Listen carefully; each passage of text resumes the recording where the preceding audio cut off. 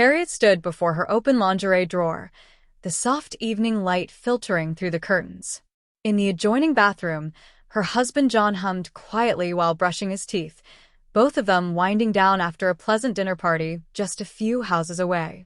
Their 10-year-old son, Timmy, was already fast asleep in his room. For the past couple of years, they had felt comfortable leaving him home alone for short neighborhood outings. Their community was that kind of safe, peaceful place where nothing ever seemed out of the ordinary. But something felt off tonight. As Harriet folded her slip and reached to place it back in the drawer, her eyes narrowed. The stack of slips looked wrong. The top one was carelessly rumpled, nothing like the crisp, precise fold she always made. She lifted it, shook it open, and her stomach tightened. It had clearly been handled, unfolded, and put back in a hurry. No one else could have done it. Timmy must have been in here. A flicker of unease stirred inside her. Adolescent curiosity, perhaps, now that he was edging toward puberty. She told herself it was probably a one-time thing, and tried to push the discomfort away. Still, the thought of her son rummaging through her intimate things left her unsettled. 3 weeks passed, and the incident had faded from her mind. Then, after a relaxed bridge night with the neighbors, she returned home to find her dresser drawer not quite closed, just a sliver of an opening. Harriet was meticulous about such details. She never left drawers ajar. Heart beating a little faster, she peered inside. Her bras and panties looked disturbed, slightly out of place, and her slips were rumpled again. When she opened the closet to hang up her dress, she noticed her seldom-worn pink cotton sundress hanging crookedly on its hanger. A wave of shock washed over her. She sank onto the edge of the bed, mind racing. John walked in and asked what was wrong. Harriet forced a small smile and blamed it on a fleeting stomach flutter. She couldn't bring herself to tell him. The idea of him storming into Timmy's room in anger felt too harsh, too destructive. No, this was something she needed to handle quietly on her own. The next day, while running errands, Harriet stopped at an electronics store and bought a tiny wireless spy camera. The salesman patiently walked her through the setup 5 times until she was confident she understood how to record and transfer the footage to her computer. A few days later, when both John and Timmy were out, she discreetly mounted the camera atop a picture frame in the bedroom, positioning it for a wide view of the bed and dresser area. It's not really spying, she told herself. Not like hiding it in his room would be. She prayed it would capture nothing. Tuesday arrived, her part-time workday at the school district office, when Timmy came home alone at 3 o'clock. Before leaving that morning, Harriet activated the camera and set it to begin recording at his usual arrival time. That evening, she resisted the urge to check the footage, afraid of being interrupted. Instead, she waited until the following morning, after John had left for work and Timmy was safely at school. With the house empty and quiet, she sat at her computer, took a deep breath, and opened the video file. For the first 15 minutes, the bedroom remained still and silent. Then the door creaked open. Timmy slipped inside, completely naked, moving on tiptoe. He whispered, "Mom," softly, scanning the room to make sure he was truly alone. Harriet hadn't seen her son undressed in years. The sight of his slender, boyish frame sent a pang of tender protectiveness through her chest. His small penis looked so innocent and childlike. He headed straight for the lingerie drawer. The moment he pulled it open, his entire body seemed to come alive with excitement, like a pirate discovering buried treasure. With one hand, he carefully lifted a few bras aside and retrieved her old pink bra, the only pink one she owned, a youthful, slightly too tight piece from years ago when she still tried to feel sexy. These days, she preferred soft, practical styles that actually fit her fuller figure.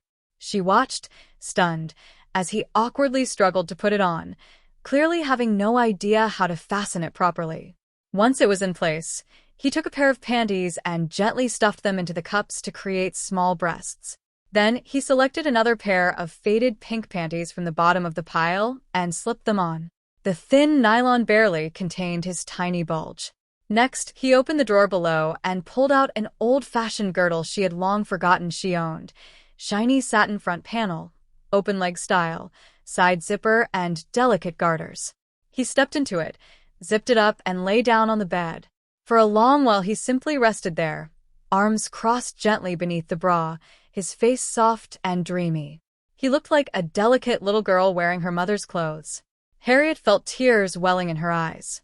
She had braced herself for something sexual, some clumsy act of masturbation, but there was none of that. Timmy just lay there, peaceful yet somehow deeply sad at the same time. The realization settled over her slowly, heavy and heartbreaking. This wasn't about sexual thrill. Her son was pretending to be a girl. Eventually he rose and went to the closet.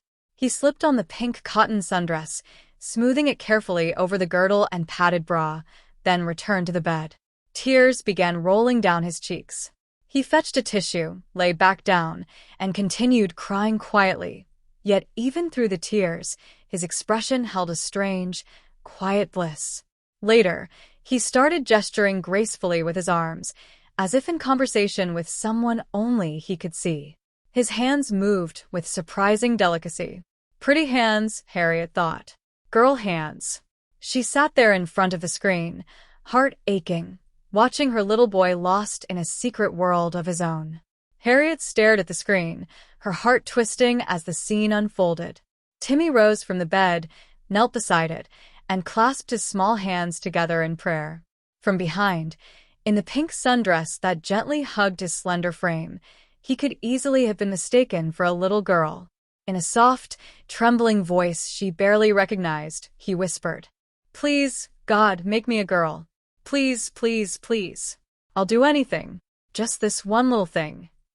He wiped his eyes with the tissue, blew his nose, then climbed back onto the bed and curled up, sobbing quietly. A few minutes later he glanced at the clock, startled. Quickly he got up, carefully removed the sundress, returned it to the closet, and did the same with every piece of lingerie, making sure each item was placed back exactly as he had found it. Only then did he slip out of the room. Harriet paused the video. She reached for a tissue of her own, dabbing at the tears that had spilled down her cheeks. She thought back to the day Timmy was born. She had been so certain she was carrying a girl that the ultrasound news had felt like a shock. Yet the moment the nurse placed that tiny warm bundle in her arms, all disappointment vanished. She had fallen madly in love with her son. Had she somehow raised him to feel like a girl without realizing it? She couldn't see how. John was a wonderful, involved father. They did guy things together, fishing, throwing a ball, building model airplanes. Timmy wasn't a mama's boy, but he had always been unusually sensitive.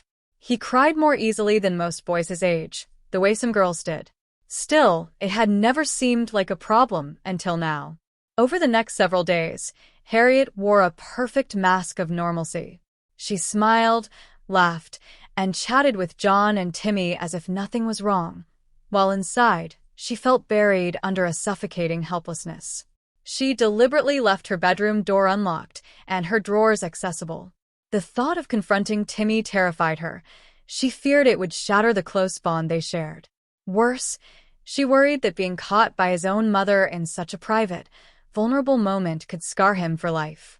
A week later, desperate for guidance, she invited her younger sister Ruth to lunch at a quiet upscale restaurant downtown. Ruth was single, childless, and worked in the fashion industry. She and Timmy had always shared a special, easy affection, the kind possible only because she wasn't his parent. Once their salads arrived, Harriet leaned forward. "I need to talk to you about something serious. It's about Timmy." Ruth's face tightened with concern. "Is he okay? Is he sick?" Harriet took a shaky breath. "You have to swear you won't tell anyone, especially not John, and definitely not Timmy." "Of course. You know I'd never betray your trust." Harriet told her everything.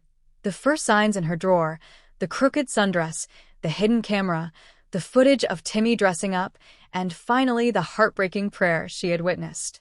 Ruth listened with wide eyes, occasionally murmuring, "Oh my God." When Harriet finished, tears were threatening again. Ruth reached across the table and took her sister's hand. "I haven't confronted him," Harriet said. "I haven't even locked my door. I'm terrified of how he might react, and what John would do if he found out." Ruth sat quietly for a moment, processing. Wow. I really thought you were going to say he was ill or in trouble at school. She squeezed Harriet's hand. I agree, you shouldn't tell John yet. He's a good man, but he wouldn't know how to handle this gently. Ruth thought carefully before speaking again. From what you described, especially that prayer, it sounds like Timmy genuinely sees himself as a girl. That feeling probably isn't going away. Denying it or punishing him won't help. But you're right, storming in and confronting him could do real damage. So, what do I do? Harriet asked, voice small. We need him to come to you on his own, Ruth said. A voluntary confession changes everything. Instead of being a boy who stole his mother's clothes, he becomes a child asking his parents for help. That's a conversation John might actually be able to handle one day. Harriet nodded slowly. But how do we get him to confess without me catching him myself? Ruth's eyes sparkled with an idea. What if I catch him instead? She laid out her plan. Harriet and John could finally take that second honeymoon to Puerto Vallarta they'd been talking about for years. Timmy would stay with Ruth during spring break. While Harriet was away, Ruth would catch Timmy cross-dressing in her own apartment. The shock would be real, but far safer coming from a beloved aunt than from his mother. Ruth would then gently guide him toward confessing everything to Harriet on his own. If he wants to keep dressing, Ruth explained, he has to tell you first. If he promises never to do it again, I'll keep his secret forever. But we both know he probably can't stop, so he'll almost certainly end up confiding in you. Harriet thought it over, then smiled through fresh tears. It's actually a really good plan. It keeps John out of it for now, protects Timmy from immediate trauma, and puts me on his side instead of against him. A few weeks later, Harriet and John flew off for their romantic getaway. Timmy moved into Ruth's stylish apartment for spring break. They spent a wonderful weekend together, museums, shopping, movies, laughing and talking like always. To Ruth, Timmy seemed perfectly normal, his affection for her warm and genuine. On Monday, Ruth told Timmy she had to go into the office for the afternoon and would be home around 5. He agreed a little too quickly, his eyes bright with hidden excitement. Ruth smiled to herself as she left. At 3 o'clock, 2 hours early, she quietly slipped back into the apartment. Everything looked tidy at first glance. Then she noticed her bedroom door was slightly ajar. She had definitely closed it before leaving. Heart pounding, Ruth crept down the hallway.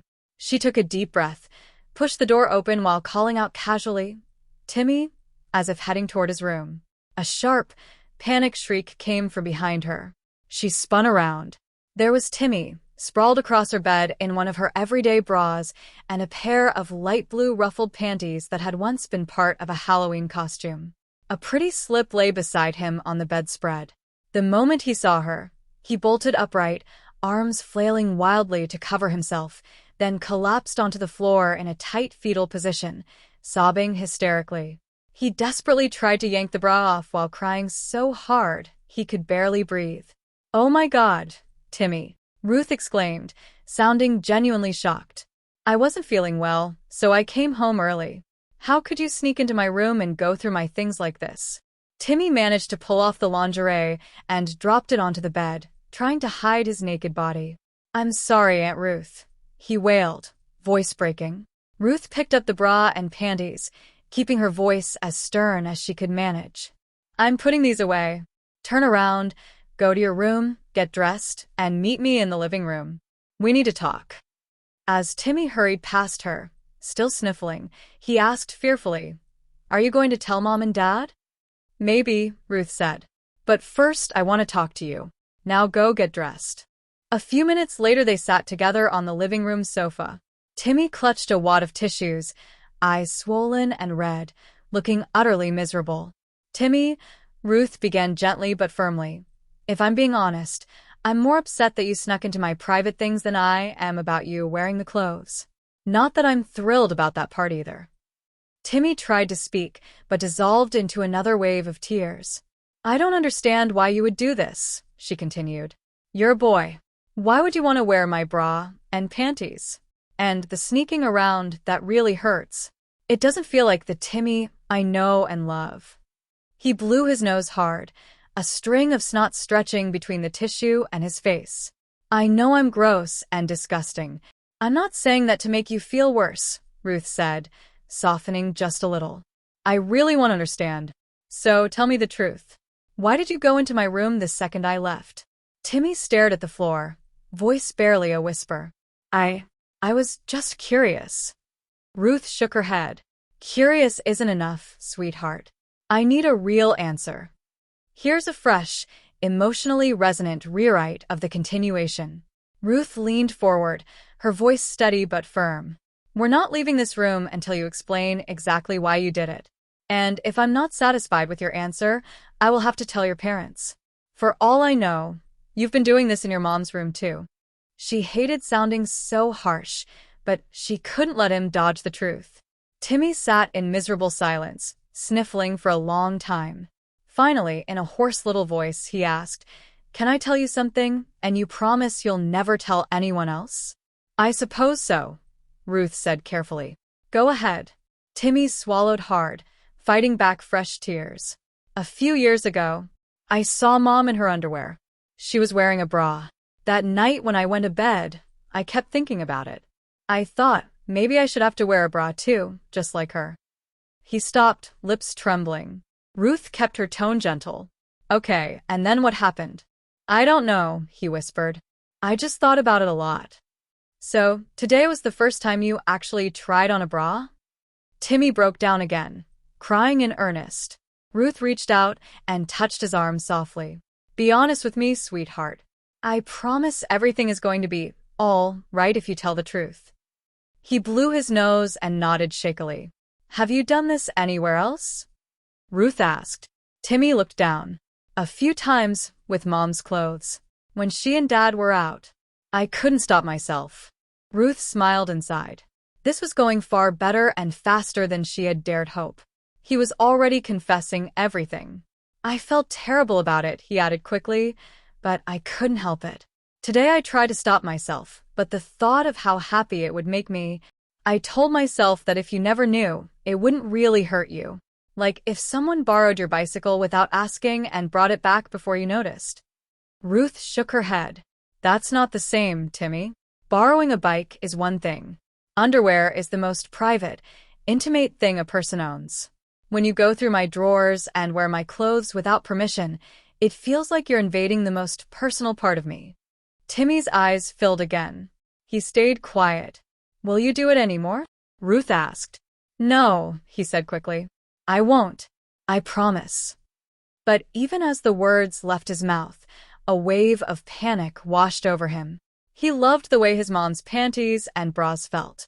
He loved her slips and especially that soft pink sundress. Lying on the bed dressed like that had been the happiest he had ever felt.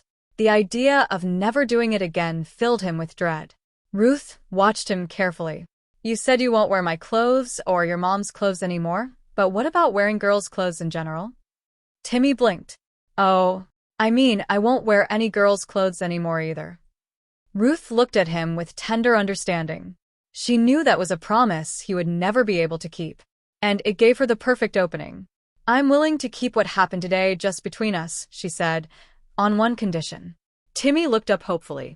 If you ever feel like you can't stop yourself from dressing in girls' clothes again, you have to talk to your mom about it first, before you do anything. But I'm never going to do it again, he insisted. I hear you, Ruth replied calmly, but feelings can change. So I need you to promise me, if the desire comes back, you'll speak to your mother first. No sneaking. No hiding. Deal? Timmy hesitated, then nodded slowly. Yes. And you won't go into anyone's drawers anymore, mine, your mom's, or anyone else's? No. I won't. Good. Ruth smiled warmly. Then my lips are sealed. I won't say a word to your parents about today. Timmy still looked crushed. Ruth softened her voice even more. Let's not let this ruin the rest of our week together. How about we go out for a nice dinner tonight? He managed a tiny, shaky smile. Okay. It had clearly been traumatic for him. Now the path to dressing again would have to go through his mother, an obstacle Ruth hoped might slow him down, at least for a while. But more importantly, it gave Harriet a chance to step in and guide him when the time came. Over the next few days, Things between Timmy and Ruth gradually returned to their usual warm, easy rhythm. One evening at dinner, Ruth felt brave enough to say gently, "I just want you to know how much I love you, Timmy. No matter what happens in the future, I'll always be here for you. You can talk to me anytime." "I love you too, Aunt Ruth," he whispered. "I mean it," she continued. "Growing up is hard. Everyone makes mistakes. You're a wonderful boy, and I couldn't ask for a better nephew." They both got a little teary. After a moment, Ruth added, "And remember our agreement, if those feelings come back, you need to talk to your mom. She loves you more than anything. She might be surprised, but she won't stop loving you. Just be honest with her." Timmy nodded, though he still looked uncertain. "Do you think she'll get mad? Or cry?" "She might feel strong emotions," Ruth admitted. "But your mom's love is as close to unconditional as it gets. She'll want to help you figure this out." Later that night, Timmy asked quietly, "Do you believe in God, Aunt Ruth?" "I suppose so in my own way," she answered carefully. Why? "Sometimes I wonder if God is watching me when I do things like what I did in your room, and if he thinks it's wrong." Ruth thought for a moment. "I think what you're describing is mostly your own conscience. That little voice inside that helps you decide right from wrong. God isn't the only one watching. We have to watch ourselves too." Timmy looked troubled. "But what if I think something is okay and God doesn't? Or what if God isn't watching at all?" Ruth felt a deep pang of sympathy for the heavy questions weighing on such a young soul. "Sometimes it's really hard to know what's right. But I believe the most important thing is to be honest with yourself and with the people who love you." A few days after Harriet and John returned from their wonderful second honeymoon, the two sisters met for coffee. Ruth gave her a full, honest account of everything that had happened. Harriet was sorry to hear Timmy had invaded Ruth's privacy, but relieved that the truth was now gently in the open. They talked through possible next steps and agreed to wait and see if and when Timmy would come to his mother on his own. At first, Harriet felt tense every day, expecting the confession at any moment. The hidden camera showed that Timmy had stayed out of her room almost completely. Only once did he enter, stand in front of her dresser for a long time with a pained expression, then leave without touching anything. It broke her heart to watch, but she was also proud of his effort to control himself. Another week passed. Harriet began to relax, wondering if maybe he would never bring it up. Then one evening, after she and John had been out playing bridge, she checked her phone and saw an urgent text from Ruth. "Call me as soon as you can." While John was getting ready for bed, Harriet slipped into the kitchen and dialed her sister. "Timmy called me tonight," Ruth said. Really? Yes. "He asked if he really has to talk to you about wanting to wear girls' clothes. He told me he's been going crazy. He's convinced he's actually a girl inside, and he doesn't think he can stop himself from dressing." I reminded him of his promise. He sounded sad, but he knows what he has to do. "I think he might try to talk to you tomorrow." Harriet barely slept that night. The next afternoon, when Timmy came home from school, he looked absolutely wrecked, pale, red-eyed, on the verge of tears. Harriet's heart clenched, but she kept her voice calm and loving. "What's the matter, honey?" she asked gently. He stood there trembling, then finally whispered, "Mom, I have to tell you something. it's kind of a confession." Harriet sat down on the sofa and patted the cushion beside her. "Come sit with me." Timmy sat, then immediately got up, grabbed a handful of tissues, and returned. He blew his nose hard. I went into your bedroom a couple of times when you weren't home," he began, voice shaking. Harriet waited patiently. "I opened your drawer," he continued, barely audible. "The one with your lady stuff." "Which drawer, sweetie?" "The underwear drawer," he whispered, then started crying again. I touched your things. I put some of them on." "You wore my bra and panties?" Harriet asked softly, pretending this was all brand new to her. Timmy nodded miserably through his tears. "Yeah. Why are you telling me this now?" "Because Aunt Ruth caught me doing the same thing at her house. She said I had to confess to you, or at least promise never to do it again. But I can't stop thinking about it. I feel like I'm really a girl." His whole body shook with sobs. Harriet pulled him close, guiding his head into her lap. She stroked his hair gently while he cried, her own heart aching with love and sorrow. She knew this was only the beginning. Harriet held her son gently, letting the silence stretch between them. Everyone has to figure this out for themselves, sweetheart. So I need you to tell me why you wore my bras and panties, and why you wore Aunt Ruth's too. Timmy's breathing slowly steadied. She studied his face in the quiet moment. He really was a beautiful child, soft, delicate skin, fine straight blonde hair that fell like silk, and slender arms that had never quite filled out like other boys. There was something undeniably feminine about him. Finally, in a small voice, he asked, "Mommy, do you think God could make a mistake?" The question pierced her. Tears stung her own eyes. What kind of mistake, honey? Maybe. He was making a little girl, and somehow she ended up inside a boy's body by accident. Harriet fought to keep her voice steady. Is that little girl you? Timmy nodded against her lap. Yes, Mommy. She stroked his hair as silent tears slipped down her cheeks. I don't know if God makes mistakes, she said softly, but maybe he creates some people who are extra special, people who can feel like both a girl and a boy at the same time. Timmy lay very still, thinking hard. How can someone be both? When you put on my bra and panties, did you feel like a girl? Yes, he whispered. I also wore your slip and your pink sundress. They made me feel happy, really happy, like that's who I'm supposed to be. I don't want to be a boy anymore. Harriet chose her words carefully. Is it that you don't want to be a boy, or that you feel deep down that you are a girl? I feel like I am a girl, he said, voice cracking. That's why I don't want to look like a boy. She felt suddenly exhausted. The path forward was anything but clear. Could she really support this? And if she did, how deeply would she need to involve herself in this new side of her son? After a long pause, she asked gently, You still haven't told me why you're confessing if you haven't done it again since Aunt Ruth caught you. Because I promised her, Timmy said, rolling onto his back, so he could look up at her. I promised that if I ever wanted to wear a bra again, I had to tell you first. I won't sneak into your clothes anymore, but I really, really want to wear one. So what can I do? Harriet gazed down at him. In that moment, she held complete power over his fragile heart. It reminded her of the tender days when she had breastfed him, that profound closeness she had cherished so much. She had sometimes wondered what it would have been like to have a daughter, someone she could share all the intimate girl stuff with. John would always have certain father-son moments she could never touch. Now the roles had flipped in the most unexpected way. She took a slow breath. So the problem is you promise not to sneak anymore, but you still want to wear bras and panties. It doesn't even have to be mine. You just want to dress like a girl, because that's how you feel inside. Timmy nodded, eyes full of desperate hope. Harriet brushed his forehead with her fingers. I need time to think about this. And, Daddy would have to be part of any big decision like this. No, Timmy cried, sitting up in panic. Please don't tell Dad. How can I not tell him? She asked softly.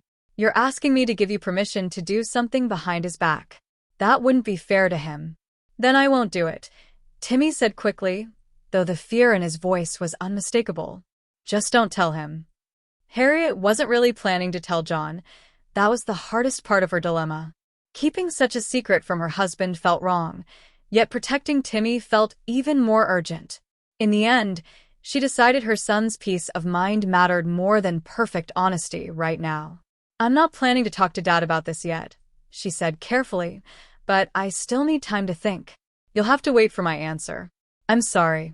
Timmy looked confused. He was used to instant answers, but he nodded bravely. Okay, Mommy. The good news, she added with a small smile, is that I haven't said no. A few days later, Harriet met Ruth for lunch and poured out the whole conversation. What should I do? She asked, exhausted. Ruth listened thoughtfully. I've been reading about this. Everything I've learned says these feelings don't usually go away. Timmy is probably going to want to be a girl for the rest of his life. That's just the reality. So, there's no way out? Harriet asked. Not really, Ruth replied, which actually makes the decision simpler. Whether you give him bras or not, he's still going to long for them. Helping him a little won't make him worse. It will just make him happier. And if John ever finds out, you'll have some protection because you can say you knew fighting it was pointless. Harriet sighed. John will still be furious. He'll think it's just a matter of willpower. Then your fallback is simple. You love them both, and you did the only thing that would keep everyone from getting hurt worse. If you had told John, his reaction might have damaged all three of you. This way, at least Timmy stays close to you, and you keep some control. You're right, Harriet said quietly. What would I do without you? That's what big sisters are for, Ruth smiled. I love Timmy too, and I love you. I truly believe this is best for all of you, including John in the long run. So, what kind of clothes should I even get him? Ruth shrugged. That's something you should figure out together with Timmy. Let him have a voice in it. The next time they were alone in the house, Harriet sat Timmy down. I've thought a lot about your confession, she said. And I've decided I'm not going to stop you from dressing as a girl, if that's what you need. Timmy's face lit up with pure joy. He threw his arms around her and hugged her tight. But there are strict rules, she continued firmly. First, you can never, ever dress as a girl when your father is home or about to come home. Not even for a minute. Second, you can only do this inside the house, never outside. Do you understand and agree? Yes, Mommy. Timmy nodded eagerly. I promise. Never when Daddy's here, and never outside. Good. Then here's what we'll do. We'll go online together and order some clothes. When they arrive, you'll keep them hidden in your room, in that old trunk at the back of your closet. If anyone ever asks, we'll say they're old things left behind by Mrs. Milbauer, your nursery school teacher, and she never picked them up. Timmy looked blissful, tears of happiness shining in his eyes. He buried his face in her neck and held on as if he would never let go. When can we pick them out? He asked, voice muffled against her shoulder. How about right now? Harriet smiled. She fetched her laptop, and they settled on the couch together. As the screen glowed to life, Timmy asked excitedly, What's a good website for girls' clothes? Let's try JCPenney, Harriet suggested. We've bought your jeans there before. Timmy wrapped his thin arms around her again in a grateful hug. In that moment, Harriet felt a surge of joy as powerful as the day he was born. In some strange way, this afternoon felt like a second birth for both of them. She was about to gain a daughter. As the website loaded, a flicker of worry crossed her mind. This path was dangerous. What if John caught him? What if Timmy accidentally slipped and acted girlish in front of his father? She would have to stay constantly vigilant. Still, when the JCPenney page appeared, she pushed the fear aside for now. Let's see women's juniors. You're too young for juniors, so we'll look under kids. She clicked through until they reached the girls section. Bright, colorful images filled the screen. Timmy's eyes widened when he spotted a cheerful pink dress. Harriet smiled softly. Let's start with underwear first. She clicked on the lingerie icons. Pictures of pretty bras, panties, and socks popped up. We might as well begin with bras, she said, and open that category. Timmy squeezed her arm in excitement as rows of beginner bras appeared. Oh, these are sweet, Harriet said, pointing to a 2-pack of pink and white Maidenform beginner bras. Would you like these?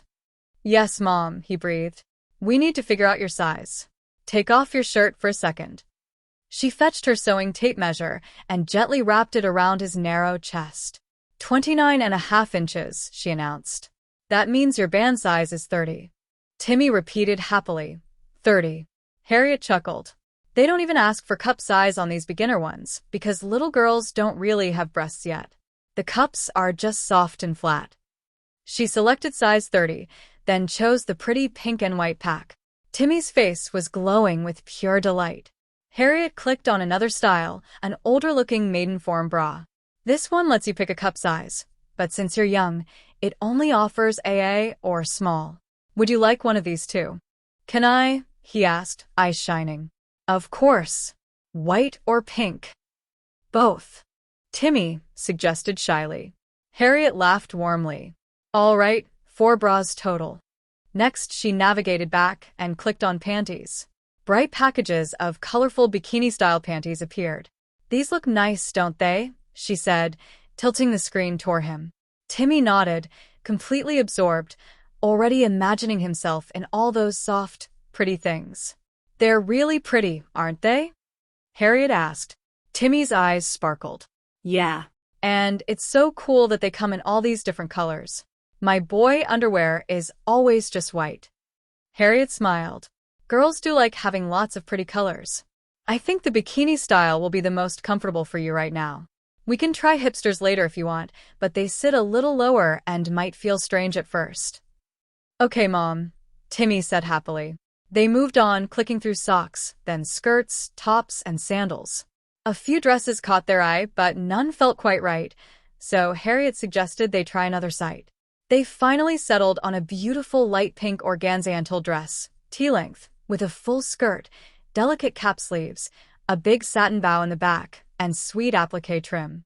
Harriet loved watching Timmy's reaction. His eyes grew huge as he studied each dress, and when they landed on the pink one, she actually heard him gulp with excitement. They finished by ordering a few pairs of tights to go with the dresses and skirts. By the time they closed the laptop, Harriet felt a quiet thrill she hadn't expected. Shopping for girls' clothes with her child, talking about bras, colors, styles, was something she had always imagined doing with a daughter. It felt surprisingly natural and joyful, so different from buying plain jeans and t-shirts for a son. A week later, the packages arrived while Timmy was still at school. Harriet unpacked everything and laid the clothes neatly across his bed. She ran her fingers over the soft fabrics, especially the precious organza dress with its stiff, starry crinoline that made the skirt puff out beautifully. For a moment, she felt pure delight, then a wave of doubt crashed over her. What on earth was she doing? The closer it got to 3 o'clock, the more nervous she became. The reality of her 10-year-old son actually wearing these clothes and behaving the way she had seen on the camera was sinking in. She could already imagine John's furious voice. How could you let this happen? You turned our son into a girl. What kind of mother are you? Her stomach twisted. Maybe it wasn't too late to call everything off. She could hide the clothes, tell John about the confession, and let him handle it. Hands shaking, she dialed Ruth at work. The packages came, she said. That organza dress is even prettier than I remembered. Adorable crinoline and everything. But Ruth, every time I picture Timmy in it, I get cold feet. Am I making a terrible mistake? Just keep remembering the alternative, Ruth said calmly. Sometimes the only choices are hard ones. I still believe we picked the right path. It may feel scary right now, but I think clarity will come with time. I hope you're right, Harriet whispered. I'll call you tonight and tell you how it goes. The moment Timmy burst through the front door after school, he saw his mother's smile and knew. They're here, he cried, breathless with excitement. Harriet had laid everything out on his bed. He walked slowly from item to item, touching each one reverently. When he picked up the pink organza dress, his face lit up. It's so much prettier than I thought. Can I try it on right now? You know the rules, Harriet reminded him gently. You have a couple of hours before Dad gets home. Go ahead. That's why we bought them. Thank you, Mom. If you need help, I'll be downstairs. You can even come down and give me a little fashion show if you want. Timmy laughed, then hesitated. There's one thing. I'm not really sure how to put on a bra. Harriet smiled. I figured you might need a little lesson. Come here. She opened the package of beginner bras and handed him one. It's easier if I talk you through it while you do it yourself. She guided him step by step, finding the little ribbon in the center, holding it correctly, reaching behind his back to fasten the hooks. Timmy got tangled and spun around in confusion until Harriet was laughing so hard she could barely speak. Bring your hands together in front, clip it, now swivel the cups to the front, slide your arms through the straps, perfect. Timmy stood there in his first bra, looking both proud and a little lost. He tried seriously to adjust the empty cups, as if he had something to settle inside them. The sight was more touching than funny. Very good, Harriet said softly. You'll get faster with practice. Timmy ran to the mirror and admired himself. It's so pretty, Mommy. I love it. Next, Harriet helped him with the dress. You'll need to step into it from the bottom because of the zipper in the back. Call me when you're ready, and I'll zip you up. She went downstairs, heart full. So far, it felt innocent and sweet. Timmy was glowing with happiness. A few minutes later, he appeared in the living room, the organza dress floating around him like a cloud. He had added the tights and his little low-heeled shoes. The stiff skirt stood out beautifully. Harriet zipped him the rest of the way and stepped back. "Oh, Timmy, look at you. It fits like it was made for you." "I love it, Mom," he said, voice soft and dreamy. He moved around the room with a new, delicate grace, as if something deep inside him had finally been allowed to breathe. Harriet felt a small flicker of worry. Would he be able to switch back to boy mode when John came home? Would he be able to do it at school tomorrow? "I hope you can be your usual self when Dad gets here," she said carefully. "Your boy self, I mean." "I will, Mommy. I promised. I don't want Daddy to know." She smiled, relieved they were on the same page. That night, she called Ruth. "You should see our little princess in her organza and tulle," she gushed. "She looks like a tiny doll, so delicate and girly. Everything fits beautifully. And the bra lesson? It was the cutest, funniest thing. We were both laughing so hard." Ruth chuckled. "I can't wait to see her. John's away on business in 3 weeks, right? I'll come over then if Timmy doesn't mind." The days settled into a gentle new rhythm. Each afternoon Timmy would rush home, disappear upstairs for a while, and reappear as his girl self for a couple of precious hours. At first he lived in the party dress, but soon he began experimenting, skirts with pretty tops, different combinations. He quickly mastered putting on bras and tights by himself. Harriet surprised him with small gifts, a pair of sheer pantyhose one day, a silky slip the next. When she brought home a pink leotard, ballet slippers, and a fluffy tutu, Timmy spent days twirling through the house like a little ballerina. After the first week of excitement, something beautiful happened. Timmy would come home, change into his girl clothes, and then calmly sit down to do his homework. It was as if being a girl for those hours had become completely normal for him. When Harriet spoke to him during that time, she found herself talking to a soft, gentle girl, not a boy pretending. The transformation was subtle, natural, and far deeper than she had expected. She kept Ruth updated on every sweet detail. She deliberately didn't mention John's upcoming business trip to Timmy, afraid the excitement might show. But a few nights before the trip, John brought it up at dinner. Harriet caught Timmy's eyes lighting up and shot him a gentle warning look. He quickly calmed down. On Saturday morning, Harriet drove John to the airport with Timmy riding along. The moment John waved goodbye and disappeared through security, mother and son exchanged a knowing glance. New possibilities had just opened up. "Aunt Ruth is coming over this afternoon," Harriet said as they drove home.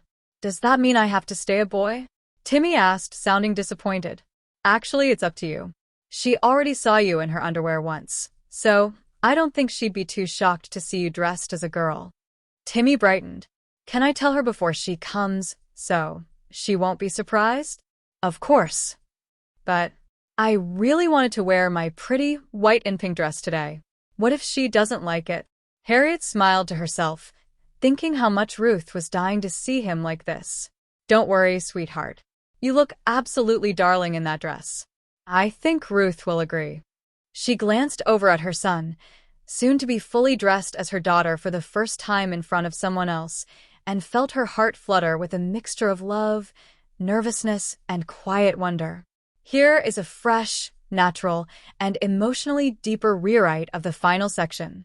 Timmy practically floated up the stairs the moment they returned from the airport. This week without his father felt like pure magic, an enchanted stretch of days where he could finally be himself. He went straight to his room and carefully took out the outfit he had been dreaming about, his padded 30B bra, pretty panties, sheer pantyhose, a silky slip, and the beloved organza mantle dress. Knowing Aunt Ruth would be coming over made him even more determined to look his absolute prettiest. He wanted her to understand why his earlier promise to stop had been impossible to keep. Deep down, he needed her to see that someone who felt this completely feminine had every right to dress like a girl. When he was fully dressed, he stood in front of the big mirror over his dresser, turning slowly from side to side. The dress was everything he had hoped for. The full skirt floated beautifully, and the little padded cups gave him a soft, rounded chest. Still, he wished they looked more real. Makeup, he decided, was the next step. He found his mother in the kitchen. "Mom, can I stuff some panties in my bra to fill out the cups?" Harriet opened her mouth, then closed it. Any objection felt pointless. Of course he wanted breasts, just like any girl his age would. She hadn't thought ahead to padded bras, but clearly they would need some soon. "Sure, honey. That's fine." Instead of dashing off, Timmy lingered. "And since it's a special day, could you put some lipstick on me? Maybe do my eyes pretty, the way you do when you go out?" Harriet blinked. "Whoa, Timmy, you're moving fast. I hadn't even thought about makeup." "Please, Mommy." She sighed, but smiled. "All right, give me a minute to finish here, then I'll help you." A short while later they sat together at her dressing table. Timmy had removed the dress, so it wouldn't get stained, and was wearing only his slip and pantyhose. He had carefully folded panties into each bra cup and sat very straight, proudly showing off his new little figure. Harriet talked him through the basics: foundation, blush, eyeshadow, mascara, explaining everything slowly while he listened with rapt attention. It felt wonderful to have her child hanging on every word. That rarely happened anymore. She let him try first, then gently corrected and helped him perfect each step. For lipstick, he chose the brightest red she owned.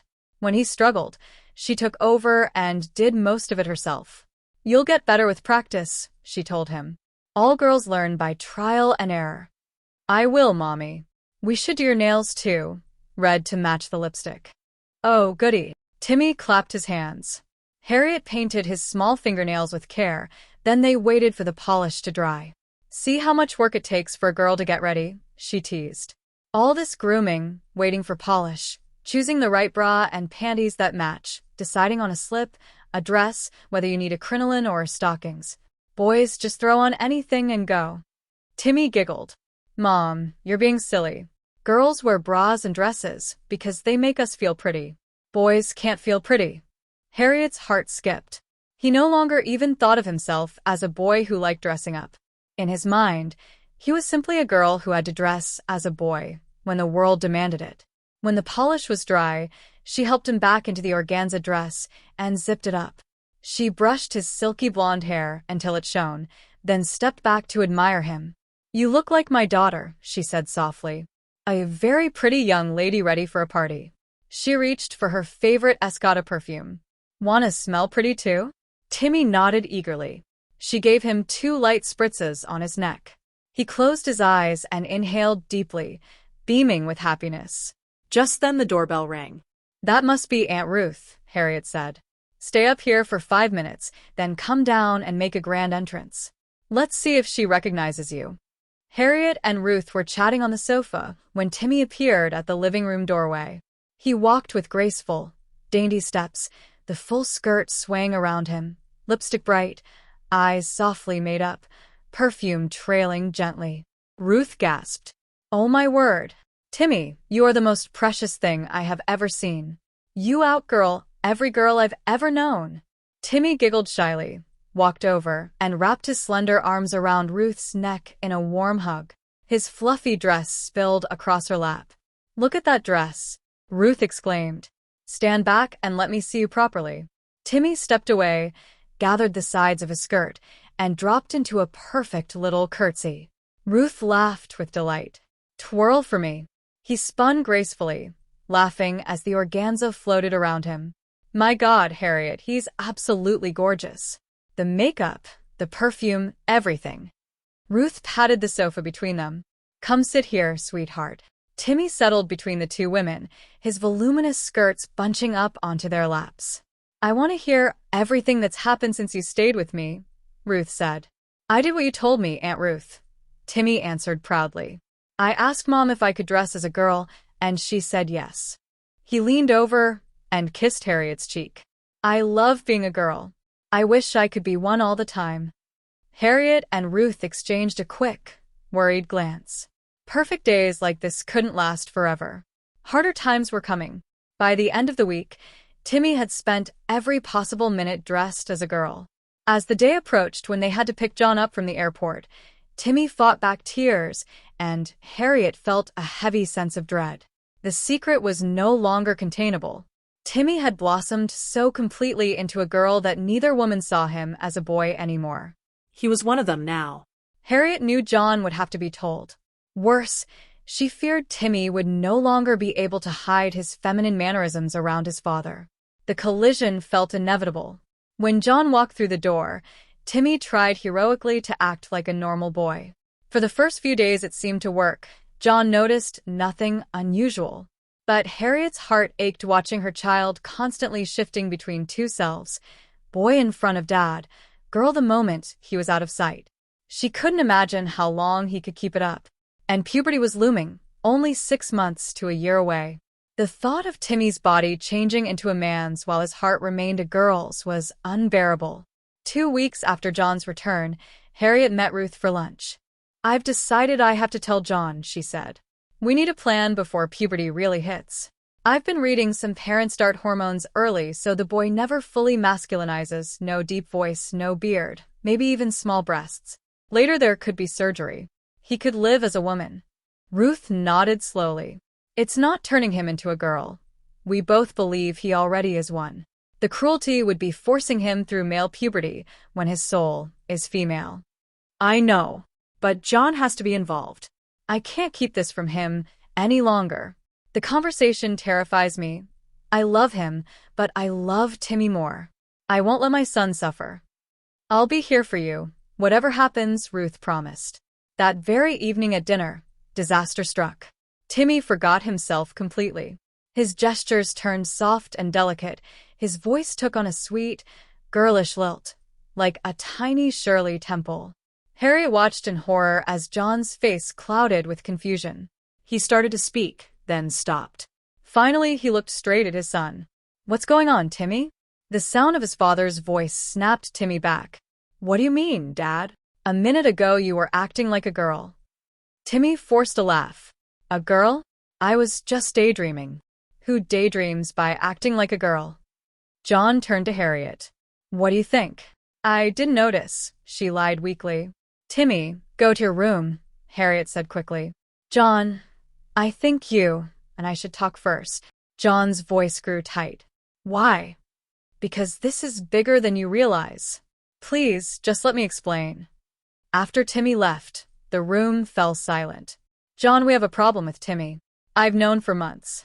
I didn't tell you because I felt trapped between the two people I love most." "What problem?" John demanded, anger rising. "Your son believes he is a girl. In his heart, in his soul, he doesn't see himself as a boy at all." "That's ridiculous," John snapped.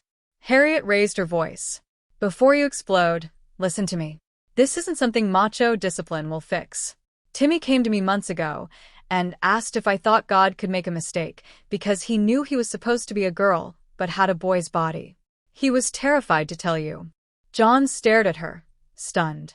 "I let him dress as a girl at home because fighting it was making him miserable. He's happier this way. He's not pretending. He really is a girl inside." "You bought him girls' clothes behind my back?" "Yes," Harriet admitted quietly. "Because he needs to be himself sometimes." John's face darkened. Without another word, he marched upstairs. He found Timmy sitting on the bed. "So you're a girl now?" Timmy looked up with fear and shame. "I'm sorry, Dad. I just know I'm not a boy." John's voice rose. "Since when?" "I've felt this way as long as I can remember. Last year it became really clear. I even prayed to God to make me a girl." John stormed over to the trunk in the closet, yanked it open, and saw the dresses, bras, and skirts. Without a word, he lifted the entire trunk and carried it downstairs and out to the garage. Timmy collapsed on his bed in tears. Downstairs, the argument exploded. "You bought him an organza dress?" John shouted. "Jesus Christ, Harriet. You took his clothes. He won't need them anymore," she shot back, tears streaming. "You're going to destroy him. If any judge hears about this, I'll get custody in a heartbeat. You divorce me over this? Not if you stop enabling this sick fantasy right now. As long as he lives in this house, he's going to be a boy. No more dresses, no more makeup, nothing. I'll spend more time with him, take him to ball games, do man-to-man stuff. He'll learn who he really is." You can't force him to be someone he's not, Harriet cried. He needs real help. Maybe hormones before puberty so he doesn't develop as a man. Otherwise his life will be hell. You're out of your mind, John roared. This is a sex fantasy, nothing more. Lots of guys get off on women's clothes. He can do whatever he wants when he's grown, but while he's my son, I'm saving him from himself.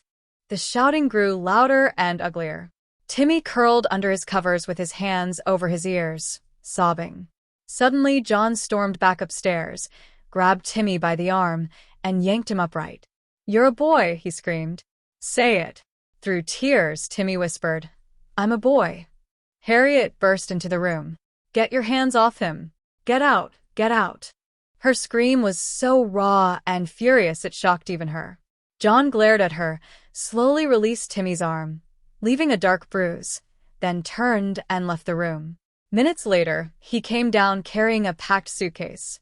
He paused at the door, looked back at Harriet with cold eyes, and walked out without another word. The house fell into heavy, terrifying silence. Here's a fresh, natural, and emotionally satisfying rewrite of the final section. You'd better hire the best lawyer you can afford, John snarled at Harriet, because I'm going to destroy you in court. He turned to Timmy, his voice cold. And you'd better get used to the idea that you will never wear girls' clothes again. With that, he stormed out of the house. A moment later, they heard tires screeching down the street. Timmy's eyes were swollen and red. Is Daddy coming back? Harriet pulled him close.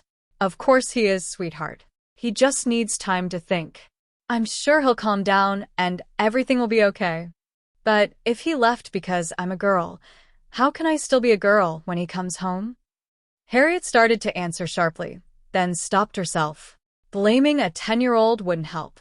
She was trapped between a rock and a hard place. If she gave in to John, her son would be shattered. If she didn't, her marriage was probably over. This was never how she imagined it would end. She had always believed John loved her too much to walk away so easily. I'm sorry, Mommy, Timmy whispered. I'll never wear girls' clothes again. You can tell Daddy that so he'll come home. I wish it were that simple, honey. But this isn't just about clothes.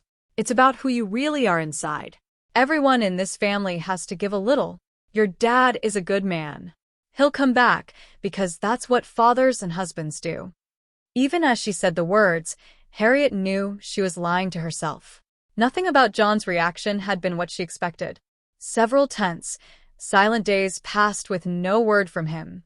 In his hurry to leave, John had forgotten the trunk of clothes.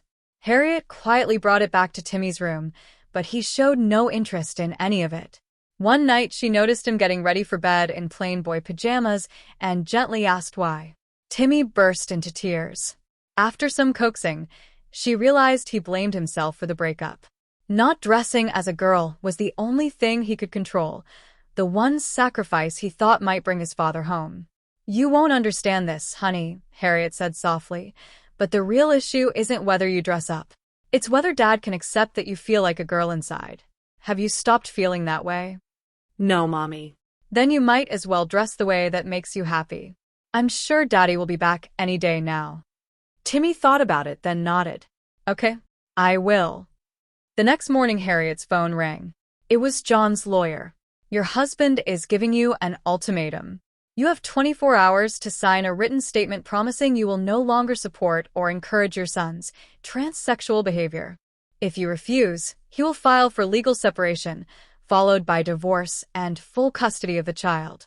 I should warn you, based on the facts, you'll be lucky to get supervised visitation. Harriet hung up feeling dizzy.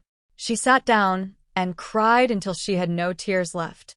Then she convinced herself it had to be a bluff, a desperate poker move to force her to back down. Their marriage had been so good, so full of love. How could it crumble this fast? She called Ruth, who came over immediately that evening.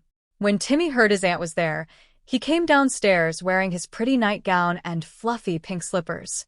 It was the first real smile Harriet had seen on his face since John left. He ran straight into Ruth's arms for a big hug, then crawled onto the sofa between the two women. Within minutes, he was sound asleep, head resting against his mother. How hard has this been on him? Ruth asked quietly. Harder than you can imagine. He was ready to give up being a girl forever if it would bring his dad home. Ruth shook her head. John has no idea how cruel he's being. Maybe not on purpose, Harriet sighed, but he's still being ridiculous. One big fight, and he's already talking divorce court. Ruth squeezed her sister's hand. I know a good lawyer. You need to see her right away. When Harriet met with the lawyer, she felt a glimmer of hope. John won't get custody without a brutal fight, and it will cost him a fortune. He'll probably end up paying most of your legal fees too. Even if he technically wins, it would be a Pyrrhic victory.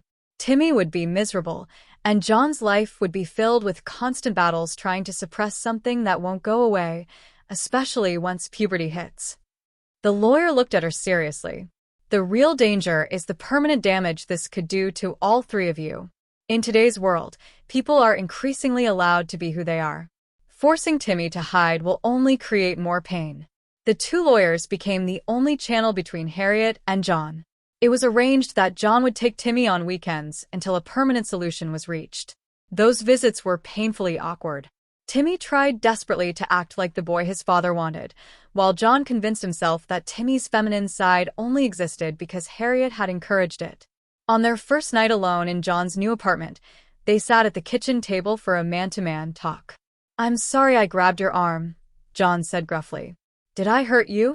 It's okay, Dad, Timmy answered in a shaky voice. A volcano of emotion was bubbling just beneath the surface. It must feel good to get away from all that female stuff for a while, John added. Timmy stayed silent, then suddenly burst into tears. He threw himself into his father's arms, sobbing uncontrollably. John sat frozen for a moment, then awkwardly patted his son's back. After many minutes and many tissues, Timmy managed to choke out how sorry he was for breaking up the family and how much he wished everything could go back to the way it was. Nobody wants that more than I do, John said quietly. I love you, Mother, but she had no right to dress you up like her little girl and spring this on me. It was my idea, Timmy tried to say through his tears. You're too young to have ideas like that. It's your mom's job to guide you. Listening to his father only made the ache inside Timmy worse. Every word pushed him deeper into the certainty that he was a girl. Being with Dad now felt like wearing a costume that didn't fit. John's stubborn refusal to even discuss compromise finally pushed Harriet to call him. Where's the John the first used to know and love? She asked, voice thick with emotion. He's right here, John replied coldly. Then why is this happening? How can you throw away our whole life over this? The conversation went nowhere. They hung up angrier than before. The court date arrived. Harriet woke up trembling with fear. She could actually lose her son today. The thought that she might end the day with neither Timmy nor John made her feel physically ill. Her lawyer had told her to have someone else bring Timmy to court and wait outside, in case the judge wanted to speak with him. Ruth came over early to help get him ready. The lawyer had insisted Timmy wear a suit or blazer and slacks, the perfect all-American boy look. Harriet had taken him shopping and bought a crisp white shirt, navy blazer, and nice pants. He looked adorable in it. Just before she left for the courthouse, Ruth arrived. Don't worry about Timmy. I'll get him there, all spiffed up and ready. The sisters hugged tightly. Harriet drove off with her heart in her throat. Ruth went upstairs and found Timmy staring unhappily at himself in the mirror, already dressed in the boy clothes.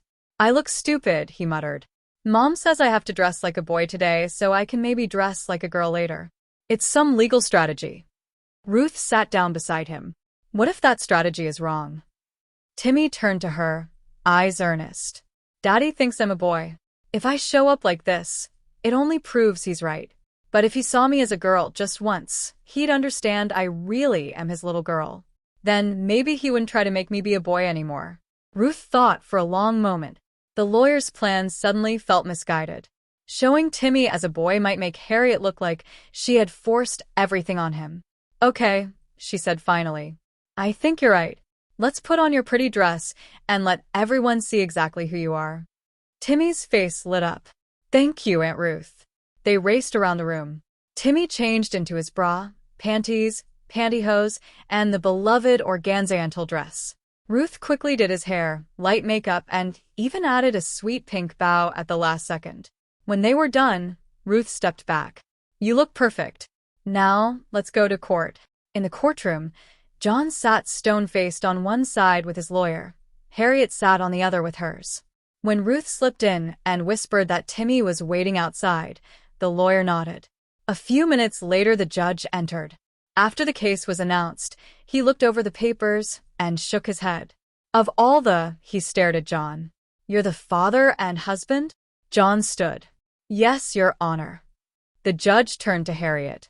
And you're the mother? Yes, sir. The judge rubbed his forehead. Before the lawyers start talking, I want to see the child. He's waiting right outside, Harriet's lawyer said. The bailiff went out. After a long pause, he returned, looking bewildered. The child is coming in now. Every head in the courtroom turned.